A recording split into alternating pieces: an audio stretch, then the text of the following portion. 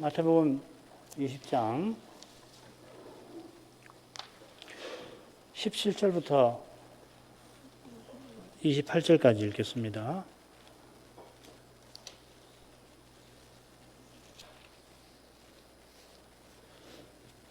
(17절부터입니다) 예수께서 예루살렘으로 올라가려 하실 때에 12 제자를 따로 데리시고 길에서 이르시되 보라, 우리가 예루살렘으로 올라가노니 인자가 대제사장들과 서기관들에게 넘기움에 저희가 죽이기로 결단하고 이방인들에게 넘겨주어 그를 능욕하며 채찍질하며 십자가에 못 박게 하리니 제3일에 살아나리라.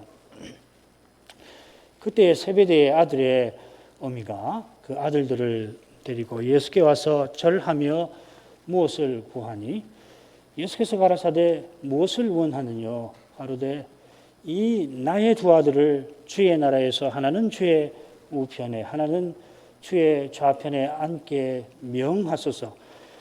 예수께서 대답하여 가라사대 너희 구하는 것을 너희가 알지 못하는도다. 나의 마시려는 잔을 너희가 마실 수 있느냐? 저희가 말하되 할 수 있나이다. 가라사대 너희가 과연 내 잔을 마시려니와 내 좌우편에 앉는 것은 나의 줄 것이 아니라 내 아버지께서 누구를 위하여 예비하셨든지 그들이 얻을 것이니라. 열제자가 듣고 그 두 형제에 대하여 분이 여기거늘 예수께서 제자들을 불러다가 가라사대 이방인의 직분자들이 저희를 임의로 주관하고 그 대인들이 저에게 권세를 부리는 줄을 너희가 알거니와 너희 중에는 그렇지 아니하니 너희 중에 누구든지 크고자 하는 자는 너희를 섬기는 자가 되고 너희 중에 누구든지 으뜸이 되고자 하는 자는 너희 종이 되어야 하리라. 인자가 온 것은 섬김을 받으려 함이 아니라 도리어 섬기려 하고 자기 목숨을 많은 사람의 대속물로 주려 함이니라.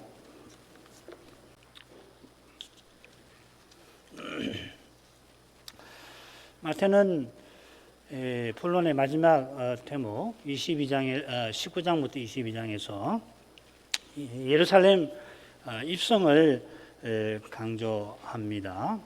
오늘 오후에 배울 겁니다.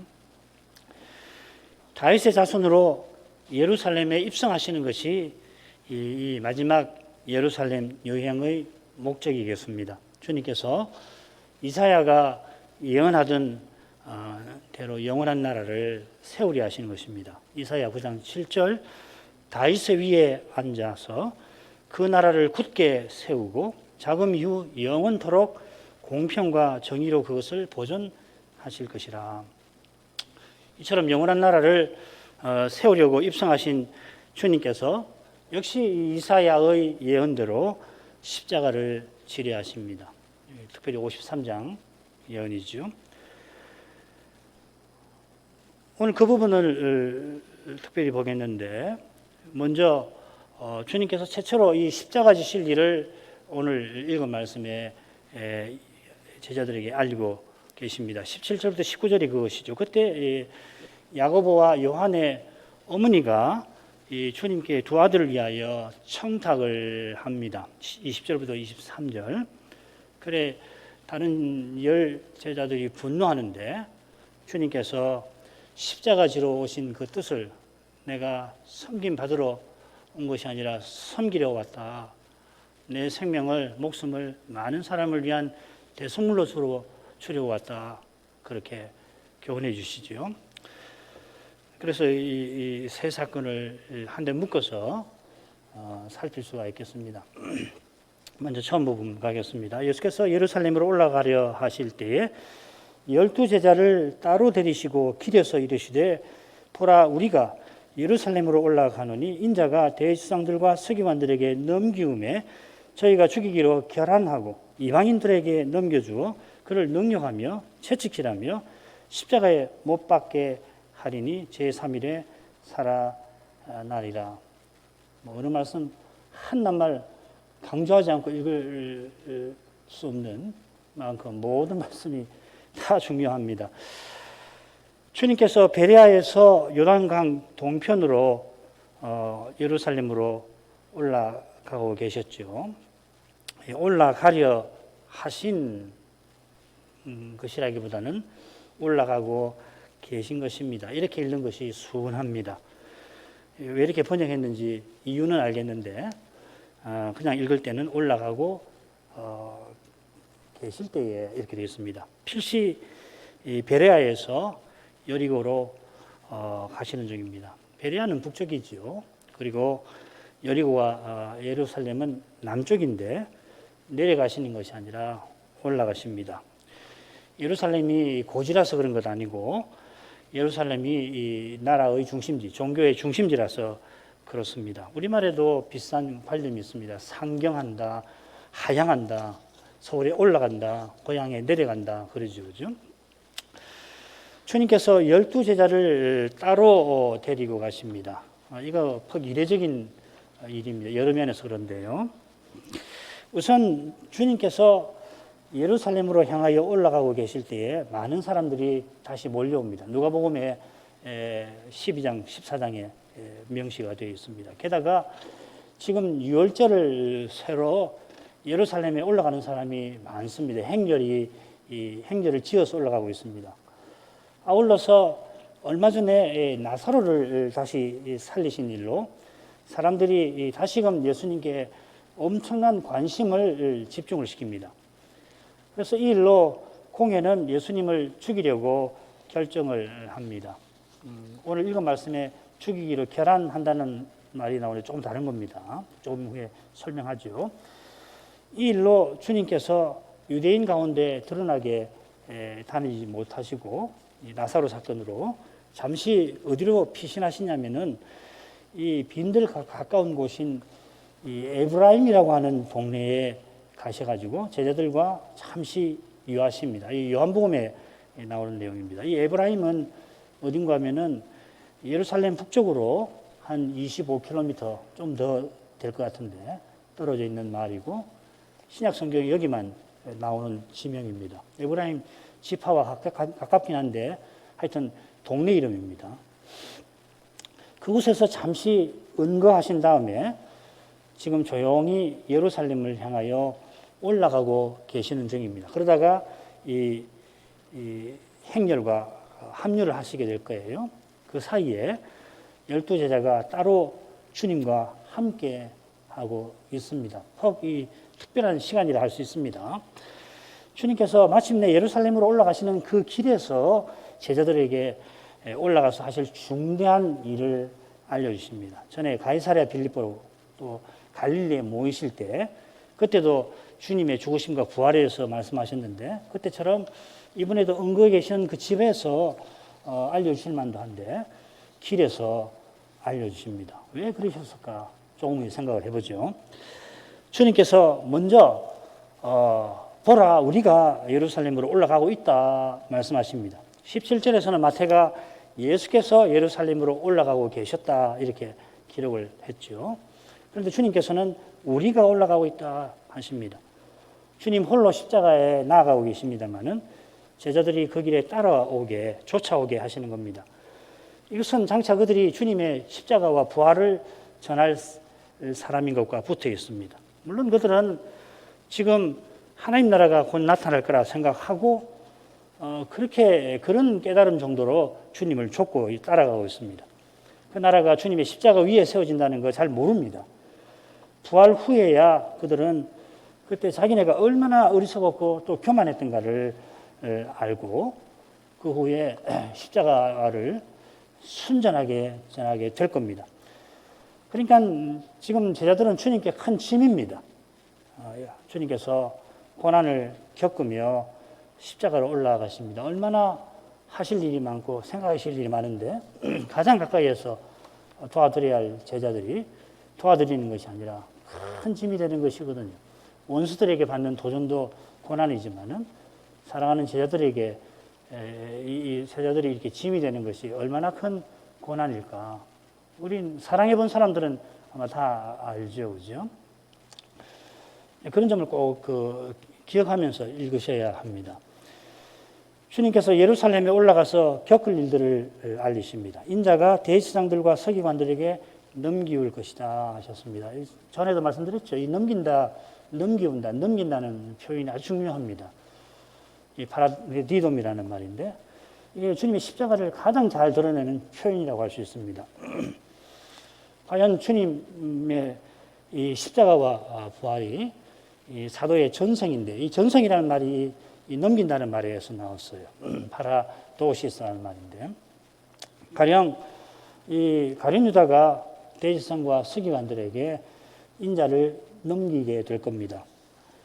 공회가 바리새인 그 다음에 사두개인 대제사장 서기관들이 공회인데 그분을 이방인에게 넘길 겁니다.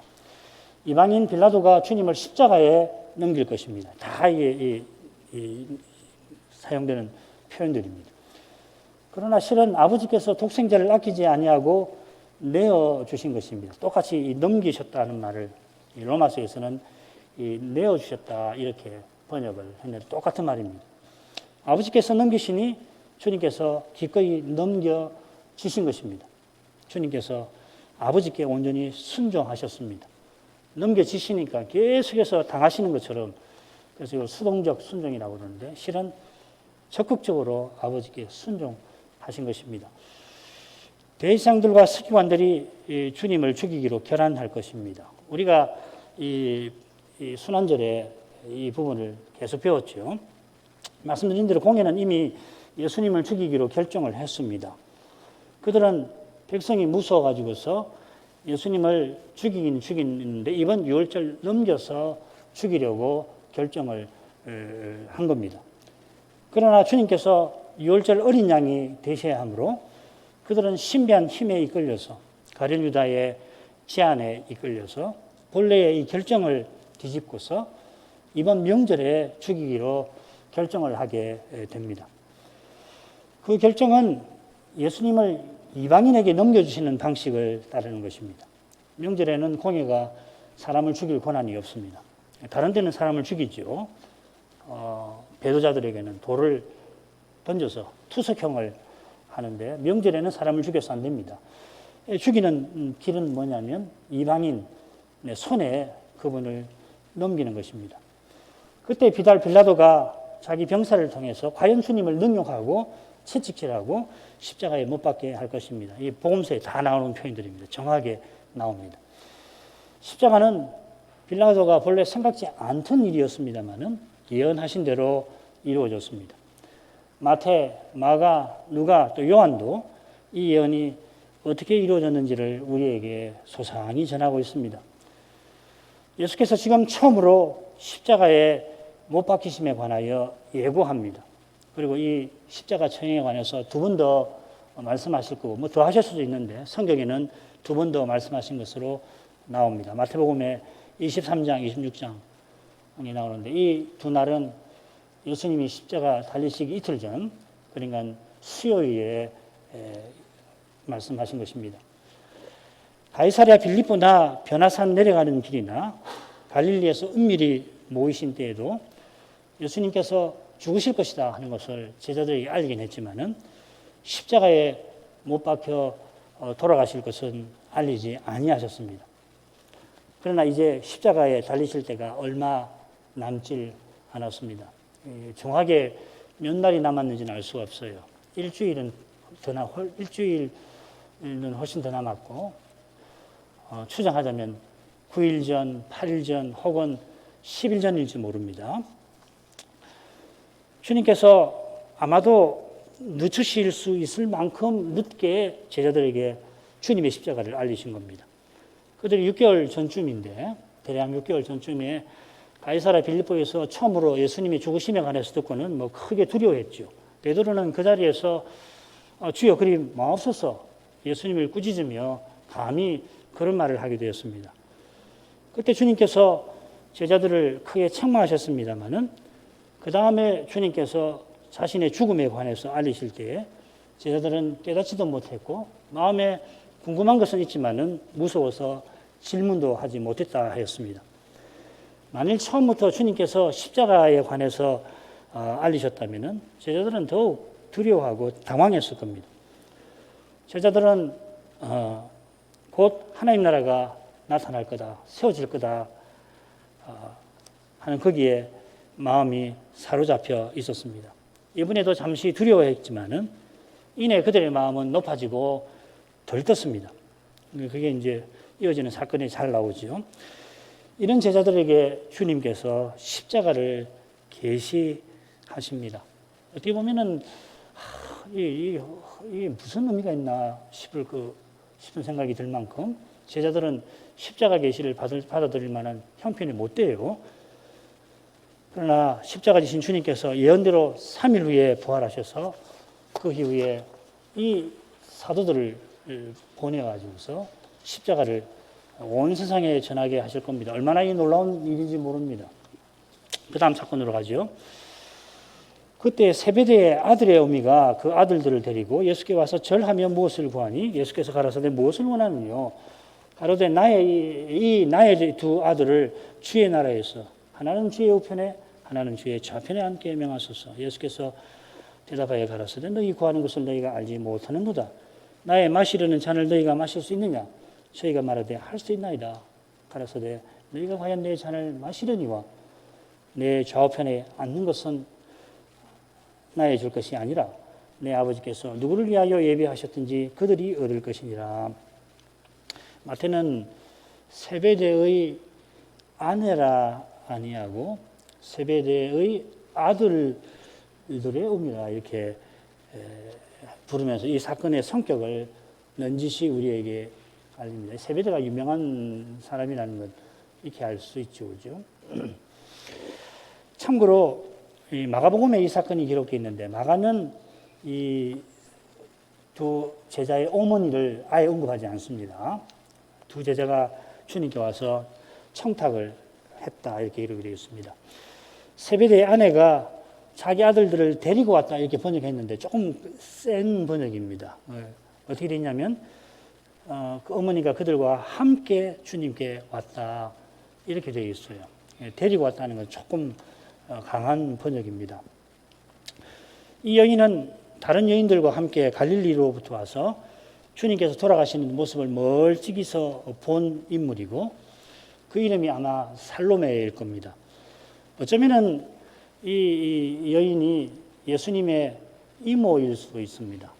이게 뭐 확정적인 건 아닌데 그렇게 보는 학자들도 많고 그렇습니다. 바로 이 사실 때문에 세베대의 아들들이 자기 어머니를 앞장 세웠을 수가 있죠. 예수님하고 인척 관계니까.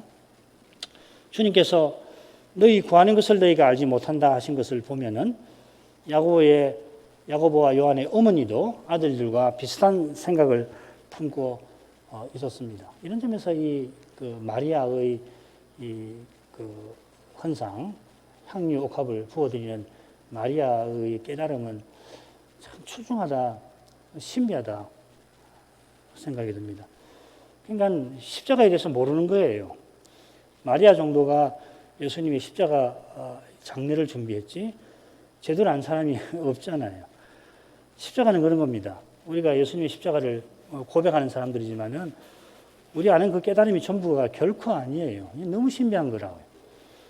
아무도 생각지 못하던 그런 것이거든요. 그래서 세베대의 아내라고 하지 않고 세베대의 어머니, 아들들의 어머니라 한 거 아닌가 싶습니다.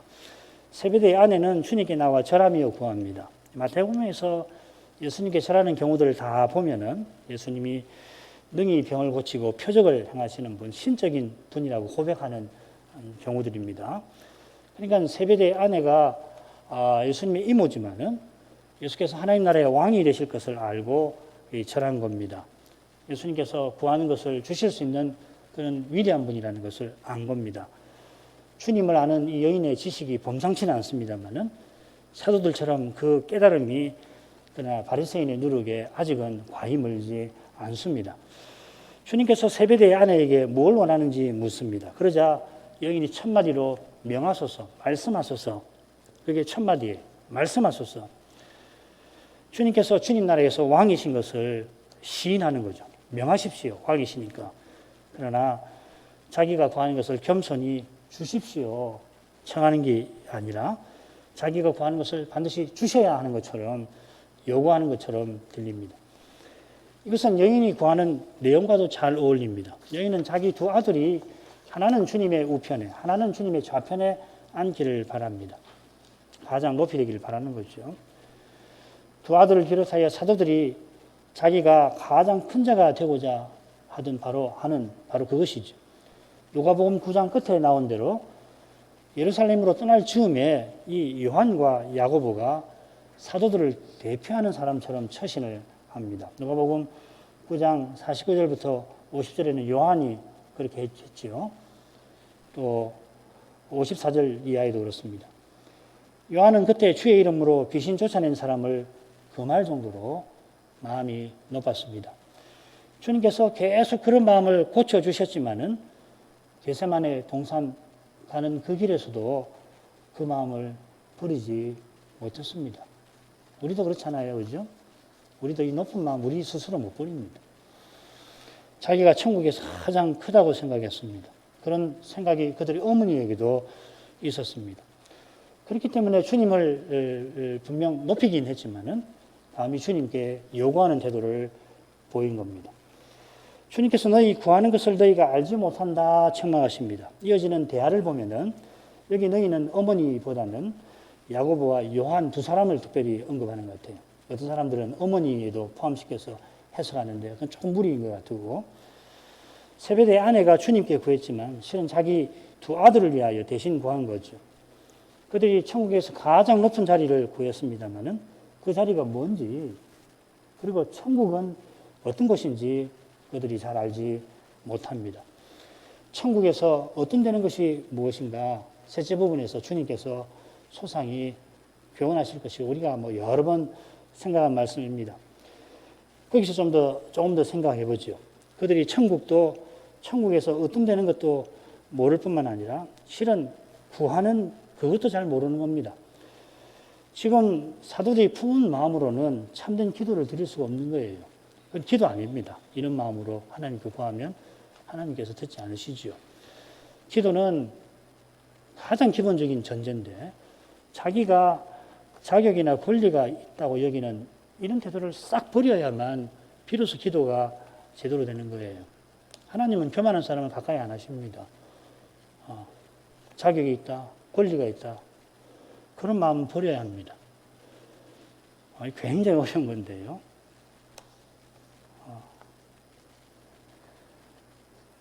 다른 말로 하면 우리가 오직 그리스도로 말미암아 기도하죠. 그런데 그리스도를 믿는 것을 우리가 권리처럼, 자격처럼 생각하기 쉽지 않아요? 그런 생각을 버려야 한다고요. 기도 자체가 우리에게 분이 넘치는 겁니다. 하나님을 가까이 하는 것 자체가 우리에게 분이 넘치는 거예요. 우리가 죄 없어도 하나님을 가까이 할 수 있는 자격이 자동적으로 있는 거 아닙니다. 태초에도 하나님이 그런 자격을 허락하신 거지 우리가 그런 자격 갖고 창조된 거 아닙니다. 저희가 알지 못한다 하신 이유가 이어집니다. 나의 마시려는 잔을 너희가 마실 수 있느냐. 주님께서 바로 내가 마시려 하는 잔이라 하십니다. 이 잔은 여호와의 진노의 잔이지요. 겟세마네 동산에서도 3번이나 이 잔에 관해 기도하셨습니다. 만일 할 만하시거든 이 잔을 내게 지나가게 하옵소서. 또 두 번째, 세 번째 기도하실 때는 만일 내가 마시지 않고는 이 잔이 내게서 지나갈 수 없거든 아버지 원대로 하옵소서 기도하셨습니다. 이 잔은 주님이 십자가를 가리킵니다. 주님이 십자가에서 여호와의 진노의 잔을 마시셨습니다. 우리가 마셔야 할 그 잔을 대신 마신 것입니다. 주님께서 그 잔을 내가 마실 것이라 하십니다마는 그 잔을 마셔야 하실 즈음에는 할 수만 있다면은 그 잔을 마시지 않으리 하셨습니다. 그만큼 이 주님께서 그리스도로서 가장 원하시는 것이 이 십자가인데 동시에 성자로서 가장 원치 아니하시는 것이 이 십자가이기도 한 것입니다.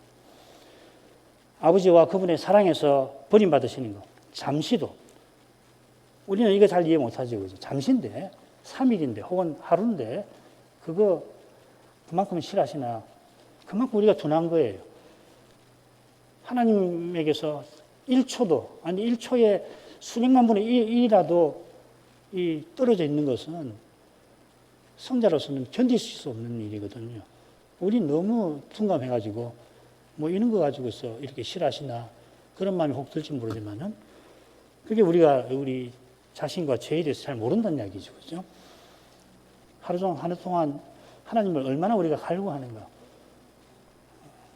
얼마나 하나님께 나가서 하나님을 부르는가. 이렇게 생각해 보면은, 조금 더 주님의 심정을 헤아릴 수 있게 될지 모르겠습니다. 아무튼지 성자께서는 아버지에게서 잠시라도 버림받으시는 거 무엇보다 싫어하십니다만은 그 아버지가 우리를 향한 사랑으로 온전히 받아들이신 겁니다. 이 잔은 오직 주님만 마실 수 있습니다. 인생은 누구의 죄도 대신 담당하지 못하고 오직 자기 죄에 대한 형벌을 받을 뿐이고 그 잔을 마시면 어떻게 됩니까? 망하는 것이에요. 억조 창생의 죄의 책을 대신 담당하시는 일, 그리고 그 죄의 권세에서 벗어나게 하는 일은 사람 대신 하나님만 하시는 겁니다. 주님께서 죄인으로 십자가에 달리셨는데 하나의 죄인으로 달리신 게 아니라 말하자면 많은 죄인을 대신하여 달리신 것입니다. 제가 원래 처음에는 어떻게 썼냐면은 하나의 죄인으로 달리신 게 아니라 많은 죄인으로 이렇게 표현을 써보게 됐는데 많은 죄인을 대신해서 달리신 거죠. 그죠? 죄인으로 쓰셨지만 한 죄인으로 쓰신 게 아니거든요. 주님은 지극히 자기를 낮추셨습니다. 그래서 하나님이 지극히 그리스도를 높이셨습니다. 빌립보서 2장 8, 9절 말씀이죠. 그렇게 하신 주님께서 마땅히 주님 나라에서 가장 크신 분입니다. 비할 수 없이 크십니다. 주님의 이 무거운 질문에 두 제자는 너무도 경솔히 대답합니다. 할 수 있나이다. 헬라말로는 한낱말입니다. 티나메사라고. 우리가 할 수 있습니다. 이 말이거든요. 자기가 누군지 얼마나 죄인인지 모르는 겁니다. 그러니 주님의 잔을 모를 수밖에 해요. 이런 상태라 십자가 직전에도 우리가 죽을지언정 하고 장담을 하였습니다. 과연 그들이 그런 각오로 모든 것을 버리고 지금 주님을 따르고는 있습니다만은 그런 각오 가지고서 죄와 죽음의 권세를 결코 이기지 못합니다. 믿음과 이 의지하고 구분되는 것이거든요. 믿음에 의지 요소가 있지만은 이 신앙이라고 하는 것하고 사람의 의지력하고 관계는 있지만은 근본적으로 다른 것이에요. 내가 깨닫느냐 아니면 의식하되었느냐 항상 물어야 됩니다. 남들이 다 그러니까 그런가 보다 하고 왔는지 정말 내가 주님의 말씀을 듣고 깨닫고 주님을 믿고 나가는지 항상 물어야 합니다. 한 번 해서 끝나는 게 아니에요. 죽음의 그늘이 드리울 때에 그 각오는 죄의 어둠 속으로 사라지고 맙니다. 싹 없어버려요. 불과 몇 시간 지나서 죽을지언정 장담하고 얼마 몇 시간인지 얼마인지 모릅니다만은 주님이 선선히 체포되실 때 다 도망치고 누구보다 앞장서서 장담했던 베드로는 주의 경고대로 3번이나 비굴하게 주님을 부인합니다. 사람의 강철 의지가 죄를 이기지 못하듯이 사죄하시는 주님의 사랑 안에서만 죽음을 이기는 것입니다. 달리 죽음 못 이깁니다. 주님께서 너희가 과연 내 잔을 마시려니와 어떻게 되냐면요. 과연 너희가 내 잔을 마시게 될 거다 이렇게 말씀하십니다. 마시려니와 우리 번역으로는 조금 불분명한데 너희가 과연 내 잔을 마시게 될 거다 하십니다. 지금은 주님의 잔을 마시지 못하지만 후에는 과연 주님의 잔에 참여할 것입니다. 사도행전에 기록된 사도들은 고난받으신 그리스도를 쏙 닮았습니다. 바울 같은 분은 무수히 고난을 받았을 뿐만 아니라 심지어 한 번 죽었다가 살기도 했습니다. 이런 고난을 통해서 사도들은 주님처럼 겸손히 하나님과 교회를 섬겼습니다. 살든지 죽든지 주님을 높이려고 했고 당장 떠나서 주님과 함께 있고자 하지만은 교회를 위해서 고난의 삶을 이어갔습니다. 사도들이 장차는 주님과 함께 고난받게 될 때에 이어하신 말씀의 뜻을 누구보다 깨닫게 되었을 겁니다. 내 좌우편에 앉는 것은 나의 줄 것이 아니라 주님께서 메시아로서 겸손히 이 하나님의 뜻을 받드시는 것입니다. 사도들도 교회의 터로 세움받지만 주님처럼 섬길 것입니다. 그리스도를 참으로 깨닫는 사람은 절대로 자기를 높일 수가 없을 겁니다. 어스틴 그 생애를 읽어보시면 그분이 회심하고 이 그리스도의 사랑을 갈구했거든요. 정말 주님을 사랑하기를 바랬고, 그건 주님의 사랑을 깨닫기를 바라는 거거든요. 그러면 주님을 사랑하기를 갈구하게 되는데, 주님을 사랑하면 할수록 이 교회 선생은 겸손했습니다. 이 사랑과 겸손은 희한하게 똑같아요. 혹시 교회 바깥에서 이 사랑과 겸손을 붙여서 설명하는 경우를 들어보신 적이 있는지 모르겠는데, 그러면 그 사람은 사랑의 본질에 상당히 다가간 사람이라고 할 수 있을 겁니다. 사랑과 겸손은 붙어 있습니다. 교만하면 사랑할 수가 없습니다. 사랑을 모르는 사람입니다. 두 제자가 얻고자 하던 것은 내 아버지께서 누구를 위하여 예비하셨든지 그들이 얻을 것입니다. 정해졌습니다. 앉을 자가. 장차 우리가 영원한 나라에 들어가면 이 사실을 확인하고 깜짝 놀랄 겁니다. 우리 각자가 하나님의 아들로서 하나님의 나라를, 아버지의 나라를 상속할 것입니다. 이 나라를 아버지께서 창세부터 우리를 위하여 예비하셨습니다. 그래서 우리가 그리스도의 보좌에 함께 앉을 것입니다. 아버지께서 주신 복이 너무도 커서 주님 좌우편에 누가 앉든 전혀 괴점지 않게 될 것 같아요. 그런 거 생각할 틈이 없어요. 생각할 마음도 생기지 않고 그런 것에 마음이 빼앗길 이 경우도 없고 그러지도 않을 겁니다. 그리스도와 같아져서 그리스도와 같은 심정을 품고 누구보다 낮아져 섬기려 할 것입니다. 그 내용을 마지막 부분에서 간단히 보죠. 열 제자가 듣고 그 두 형제에 대하여 분이 여기거늘 예수께서 제자들을 불러다가 가라사대 이방인의 직분자들이 저희를 임의로 주관하고 그 대인들이 저희에게 권세를 부리는 줄을 너희가 알거니와 너희 중에는 그렇지 아니하니 너희 중에 누구든지 크고자 하는 자는 너희를 섬기는 자가 되고 너희 중에 누구든지 으뜸이 되고자 하는 자는 너희 종이 되어야 하리라. 인자가 온 것은 섬김을 받으려 함이 아니라 도리어 섬기려 하고 자기 목숨을 많은 사람의 대속물로 주려 함이니라. 나머지 열 제자가 듣고서는 야고보와 요한에 대해 분이 여겼습니다. 이들이 며칠 후에 한 여인에게 아까 말씀드린 마리아에게 똑같은 태도를 보일 겁니다. 같은 이 동사를 썼습니다. 마리아가 주님의 장례를 위하여 자기 전 재산 같은 그 향유를 부어드렸습니다.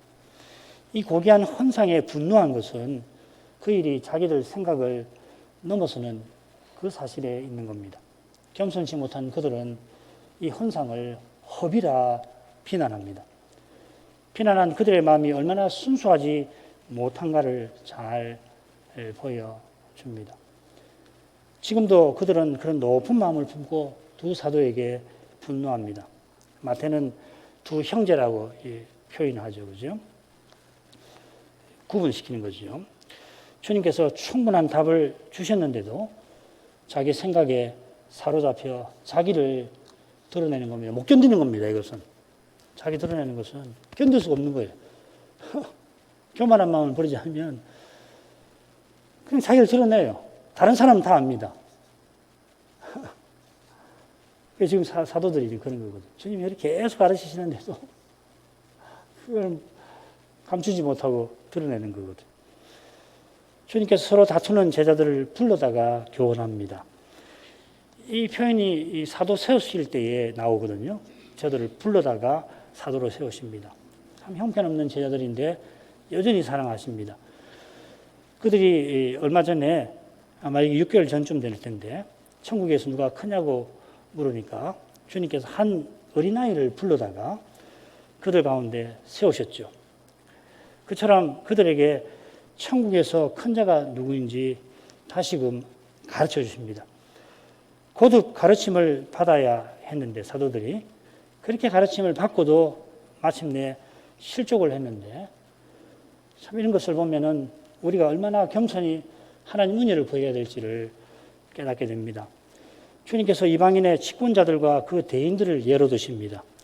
이는 제자들이 하나님 나라를 어떻게 생각하는지를 넌지시 드러내는 겁니다. 그들은 곧 세워질 하나님 나라를 세상 나라, 세상 제국과 비슷한 것으로, 그보다 나은 것 정도로 생각합니다. 이런 생각이 어떤 점에서는 구약 계시 영향을 받았습니다. 느부갓네살의 꿈, 다니엘 2장이나 또 다니엘 7장에 있는 다니엘의 꿈에서 하나님 나라가 세상 제국들과 비교가 되죠. 그 나라에 다윗위가 세워진다는 예언도 비슷한 면이 있습니다. 이렇게 가르쳐야 구약 백성들이 이해하니까. 그 나라에 왕이 있습니다. 왕이 있으면 다윗 왕궁처럼 신하들이 있고 신하들 중에 고위 신하가 있을 겁니다. 그러나 하나님 나라는 세상 제국과 전혀 다릅니다. 사람의 눈에는 세상 제국이 보석과 같은데 하나님 나라는 도리어 돌멩이처럼 보입니다. 보석도 돌이긴 하지만 사람의 눈에 빛나고 강하고 두렵게 하는 것입니다. 이 세 가지가 다니엘 2장에 나오는 표현입니다. 이 세상 제국의 정신을 압축한 표현이거든요. 그러나 세상 제국이 선자의 눈에는 어떻게 보였냐? 흉측하고 폭력적이고 공포스러운 짐승과 같습니다. 주님께서도 이방인의 집권자가 저희 이방인들을 주관하고 권세 부린다 하십니다. 이 권세 부린다 하는 말은 이 세속문헌에 나오지 않는 말입니다. 이게 사도가 만든 말이라는 말입니다. 카텍수시아조라는 말인데, 이 주관한다, 임의로 주관한다, 이 권세를 부린다는 두 낱말의 공통적인 단어가 하나 있습니다. 이 카타라는 말인데 어떤 의미냐면 나머지 사람을 아래에 둔다 하는 뜻이 이 낱말에 있어요. 이 전치사인데 흔히 총리를 가리켜서 1인지하 만인지상이라 모든 사람 위에 그러나 한 사람 아래에 있다. 그래서 이 세상에서는 1인지하 만인지상이라 총리를 더없이 높이지만은 그러나 총리도 황제에게는 나머지 모든 사람에 속할 뿐입니다. 페르시아는 황비도 남편인 황제의 허락 없이는 그 앞에 나아가지 못했습니다. 느부갓네살의 제국은 더했습니다. 나머지 모든 사람이 한 사람 황제를 위하여 존재합니다. 황제의 세계 이념, 실은 세상 세속 욕망을 위해서 살 뿐입니다. 이런 욕망이 바로 루터 선생이 말한 안으로 구부러진 존재에게서 나오는 욕망인 겁니다. 지위에 따라서 다를 뿐이죠. 황제가 되면 이런 식으로, 가장이면은 가장으로서, 아니면은 꼬마아이 같으면 또래 아이를 집단해서 사람은 이런 욕망을 표출을 하는 겁니다. 이것이 곧 사람이 육체가 되었다 하는 뜻이기도 합니다. 이런 사실을 너희가 알거니와 너희 중에는 그렇지 아니하니라 하십니다. 주님께서 이런 진리를 이미 가르치셨고 구약 시대 내내 선자들이 교훈한 거니까 제자들이 모를 수가 없습니다. 그렇다면은 제자들 중에는 이방 집권자의 태도가 나타나서 안 됩니다. 실은 주님께서 너희 중에는 그렇지 아니할 것이라 하십니다. 그렇지 아니하니라 이렇게 번역했는데 아니할 것이라. 지금은 제자들 중에 그런 태도가 나타나고 있습니다. 거듭 교훈하셔도 그들이 이 태도를 못 버립니다. 그러나 장차는 정말 달라질 것입니다. 주님께서 그런 나라를 세우려고 십자가로 가고 계십니다. 십자가 지신 후에 새 사람들 가운데서 그리스도가 전부 안에 전부 되시는 세상이 세워질 것이고 세워지고 있습니다. 지금도 새 사람들 안에 믿음으로 행하는 데에서는 이런 나라가 세워지고 있다는 것을 기억하시기를 바랍니다. 그런 터에서 주님께서 그러나 하시며 제자 중에 누구든지 크고자 하는 자들을 향하여 단단히 교훈하십니다. 읽어보면 그러니 이렇게 할 만한데 그러나 하십니다. 이것은 지금 제자들이 크고자 하는 크고자 욕망하는 사실과 붙어 있습니다. 지금 그들의 상태는 장차의 태도와 너무 다릅니다. 그들이 지금 위대한 사람, 으뜸이 되기를 원합니다. 이 으뜸되는 자라고 하는 것 지난 시간에 말씀드렸죠. 먼저 된 자입니다. 제자들이 지금 천국에서 가장 큰 자, 으뜸이 되기를 바랍니다. 주님께서 그러나 하신 것은 이런 욕망을 버려라 하시는 것입니다. 그런 뜻에서 위대한 자가 되기를 원한다면은 섬기는 자가 되고 으뜸이 되고자 원한다면은 종이 되어야 한다 하셨습니다. 정 그런 욕심을 못 부리겠걸랑 한 가지 길은 있다 하시는 겁니다. 그런데 그 길은 지금 그들이 결코 바라지 아니하는 것입니다. 요컨대 주님께서 지금 뭘 말씀하시냐면 너희들이 욕심 부리지 않으면 절대 안 된다 지금 말씀하시는 겁니다.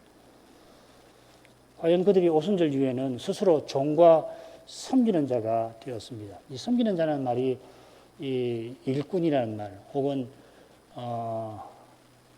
사역자라는 말로 번역이 되죠. 일꾼, 수종자 뭐 이런 뜻입니다. 식탁에서 주인집 자녀에게 음식을 전달하는, 갖다 드리는 종을 말하는 겁니다. 바울이 너희의 종이라 했고 교회의 일꾼이라고 고백합니다. 주님의 종과 일꾼이니 주님의 몸인 교회를 섬겼습니다. 자기도 주님의 몸이지만은 그러나 종으로서는 주님의 몸인 교회를 섬기는 자가 된 것이죠. 마지못해 섬긴 게 아니라 생명을 쏟아서 기쁘게 섬겼습니다. 사도들이 그렇게 한 것은 바로 주님께서 섬기러 세상에 오시고 자기 목숨을 버리실 만큼 섬기신 데 있겠습니다. 예수님은 누구보다 섬김 받을 분이신데 도리어 섬기셨으니 그분을 좇는 제자들이 으뜸되고자 하고 섬김 받고자 할 수가 없는 겁니다. 주님께서 십자가를 지실 만큼 섬기셨습니다. 그처럼 주를 좇는 자도 자기 십자가를 지고 섬길 것입니다. 우리의 직분과 소명이 그리스도를 드러내는 방편이므로 그리스도처럼 섬기는 데에 목적이 있다 하겠습니다. 죄가 있는 여기서 주님처럼 섬기려면 십자가를 지는 것 같은 고난을 피하지 못할 것입니다. 겸손하니 정말 훌륭하십니다. 그런 사람도 있지만은 그렇게 안 돼요. 제자들이 지금 십자가를 깨닫지 못하기 때문에 누구보다 섬김 받고자 하는 거죠. 그처럼 십자가를 참으로 깨닫는 증거가 주님처럼 섬기는 데 있습니다. 요한은 이렇게 전했습니다. 그가 우리를 위하여 목숨을 버리셨으니 우리가 이로써 사랑을 알고 우리도 형제를 위하여 목숨을 버리는 것이 마땅하니라. 이렇게 형제를 위해서 목숨을 버리면 훌륭하다 하는 게 아니라 마땅하다. 주님께서 십자가에서 자기를 대속물로 주시는 목적이 바로 여기 있습니다.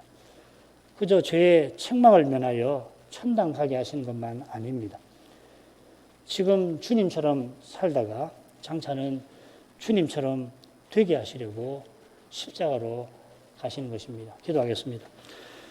거룩하신 아버지, 주님께서 불과 일주일 지나 십자가를 지셔야 하므로 함께 예루살렘에 올라가는 제자들에게 처음으로 주님의 십자가에 관하여 알려주셨습니다. 그때에 세베대의 아들들의 어미가 두 아들의 출세를 위하여 주님께 왔습니다.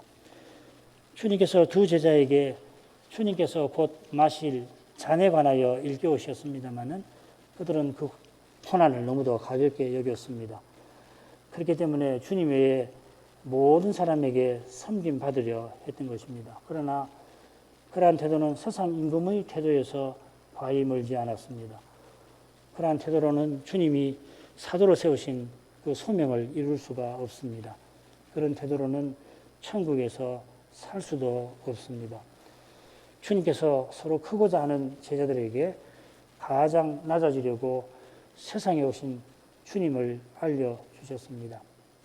그처럼 그들이 주님처럼 살게 하시려고 곧 십자가로 나아갔을 것입니다. 과연 오순절 이후에는 그들이 주님의 고난에 참여합니다. 주님처럼 사는 까닭에 세상에서 고난을 받고 교회를 섬겼습니다.